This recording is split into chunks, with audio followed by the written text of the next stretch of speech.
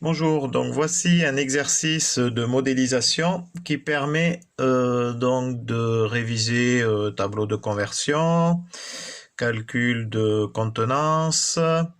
On va aussi avec cet exercice en profiter pour réviser tout ce qui est multiplication et division de fractions. Donc que nous dit l'exercice? Ici nous avons un cylindre qui a une hauteur inconnue qu'il faut déterminer, pour lequel nous avons donc une base qui a pour diamètre 10 cm, donc la base est représentée par un disque, et la contenance de ce cylindre est de 3/4 de litre. Quelle est la hauteur? Donc là nous voyons que déjà nous avons un petit problème d'unité, puisque ici nous avons des centimètres. Donc si je calcule le volume là, de ce cylindre en gardant les centimètres, j'aurai des centimètres cubes. Et ici nous avons des litres. Bon, on se rappelle quand même que ce que vous devez savoir, c'est que 1 litre égale 1 décimètre cube. Ça c'est important. Donc du coup nous avons ici 3/4 de litre, 3/4 de décimètre cube, et ici des centimètres. Donc pour tout mettre après sous la même unité, il serait judicieux ici de tout mettre en décimètres par exemple. Donc là ici 10 cm, c'est donc égal à centimètre décimètre, donc c'est égal à 1 décimètre. Donc le volume d'un cylindre, c'est bien l'air de la base que je hachure là, fois la hauteur. Alors l'air de la base, R base. Donc l'air de la base, c'est l'air donc de ce disque, donc c'est pi fois le rayon au carré. Pi fois le rayon au carré, donc ça donne bien pi fois le rayon. Alors attention parce que là c'est un diamètre. Donc ici nous avons donc 1 décimètre, c'est bien 2 fois 0,5 décimètre. Donc le rayon ce sera 0,5 décimètre. Donc pi fois 0,5 au carré. Pi fois le rayon au carré. Le volume de ce cylindre, du coup, volume,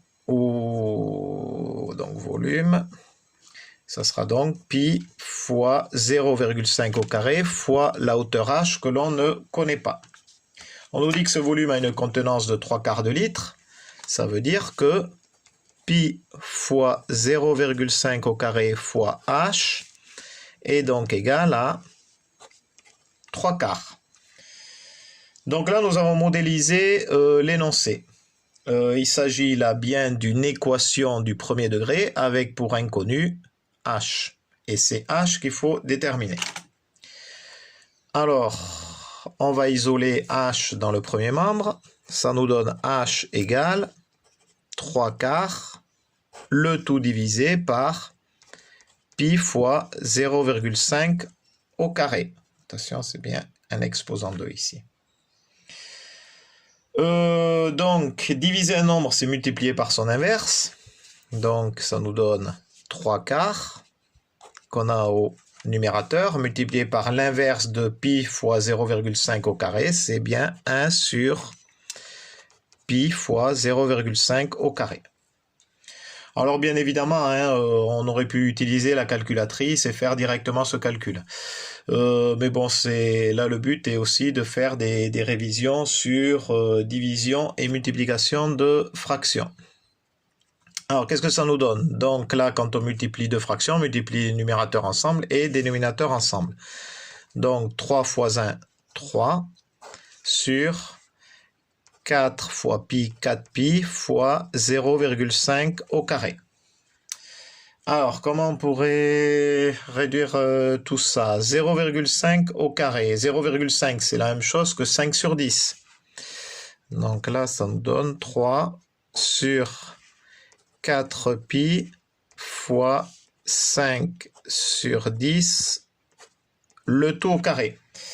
Alors c'est là que je ne sais pas si c'est trop, on est au niveau des niveaux quatrième, mais donc en gros 5 sur 10 le tout au carré, c'est la même chose que 5 au carré divisé par 10 au carré. Voilà, donc là ça nous donne égal toujours 3 au numérateur 4pi fois 5 au carré, donc 5 fois 5, 25, 10 au carré, 10 fois 10, 100,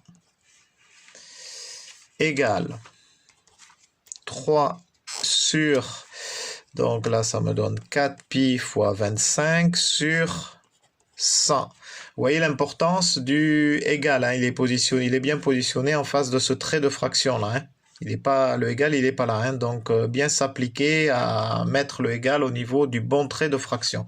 Sinon, c'est plus du tout, on n'obtient plus du tout la même chose. Donc, égal.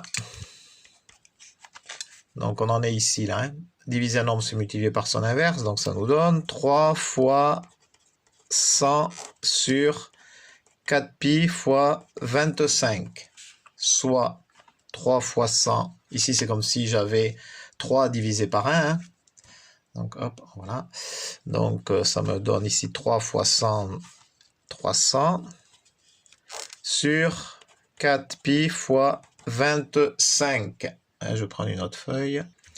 Alors là, j'ai 300 sur 4pi fois 25. Donc là, c'est 300, c'est 3 fois 100. 3 fois, alors là j'ai 4 et 25, donc 3 fois 100, c'est la même chose que 4 fois 25, sur 4pi fois 25, et là j'ai les facteurs communs, numérateur, dénominateur, j'ai 25 là, j'ai 4 là, 4 là, au final il me reste 3 sur pi. Pi c'est 3,14, donc j'ai 3 divisé par 3,14, ça va être quelque chose comme 0,9, et au final en fait c'est 0,95. On va voir que je vérifie ça rapidement. Hop, 0,95, 4, ouais, ok, c'est bon. 0,95. Et bien voilà, alors qu'est-ce qu'on cherchait? C'était quoi tout ça? Et bien tout ça, c'était, on calculait donc la hauteur h. Et c'était bien, on avait tout converti en décimètres. Donc h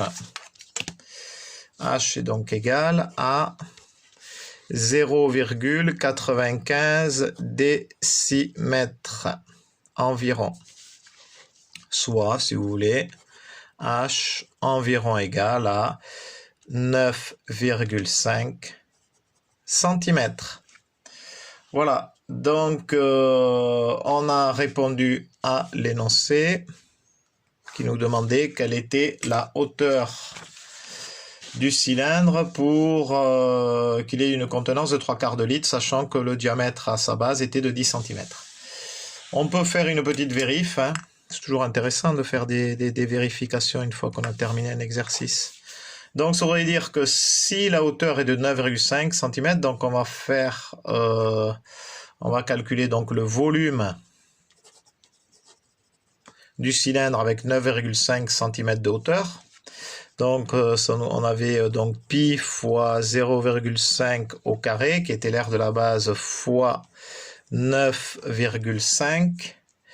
Donc tout ça nous donne donc environ 7,46. C'est des centimètres. Et ici, on avait... Donc, et voilà, donc là, c'est grosse erreur de ma part, vous voyez. Vous voyez, ça c'est intéressant, hein, puisque là, ici, là, ça c'est des centimètres. Et ici, c'est des décimètres. Aïe, aïe, aïe, aïe, aïe, aïe, aïe. Donc en fait, 0,5 décimètres est égal à 5 cm. Ou alors j'aurais pu ici laisser avec 0,95 décimètres. Oui d'ailleurs, puisque c'est plus simple, comme ça on verra directement si on a... oui, qu'est-ce que je m'embête là? Si on a bien notre 0,75 décimètres cubes. Donc, on refait pi fois 0,5 au carré. Donc là, on a bien des décimètres. Fois, il faut avoir des décimètres. Donc, c'est ici la hauteur en décimètres et pas en centimètres. 0,95 fois 0,95. Et là, on a des décimètres au carré fois des décimètres. Nous donnerons bien des décimètres cubes. Égal environ 0,746 décimètres cubes. Et donc, vous voyez, c'est juste puisque nous, on avait 3/4 de litre. Et 3/4 de litre, c'est 0,75 litres, soit 0,75 décimètres cubes. Bon, c'est des histoires d'arrondi, hein. On n'est pas si mal. On a juste la vérification est faite, toujours avoir ce réflexe de vérification, mais attention hein, dans cet exercice avec les unités, hein, ça c'est important. Voilà, allez, bonne soirée, Adichat.